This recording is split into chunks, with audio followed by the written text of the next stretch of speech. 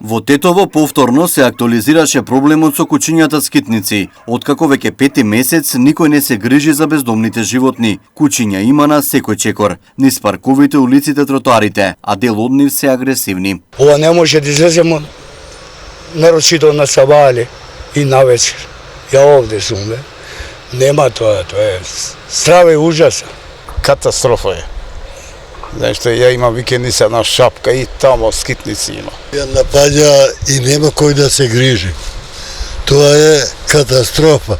Лани во градот сликата со кучињата скитници беше малку подобрена, но двата тендери за заловување на бездомните животни заврши. Третиот тендер кој го одложи корона кризата, дури деновиве беше објавен. Се очекува наредната недела да се започне со третирање на бездомните животни.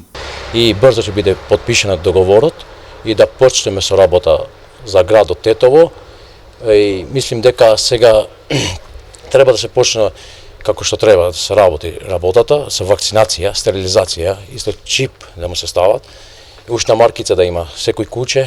Доктор Селмани смета дека за решавање на проблемот со кучињата скитници мора да има заеднички пристап на сите општини од Полошко, па и од цела држава. Може само некои општини во држава да имат, а други да немат тендери, и тоа е проблем, зашто тогаш сите се носат од тие што не работат за тендерот, ги носат во други градови, што не е добро. Досега во Тетово се истретирано околу 200 скитници. Проценките се дека моментално во градот има над 500 бездомни кучиња.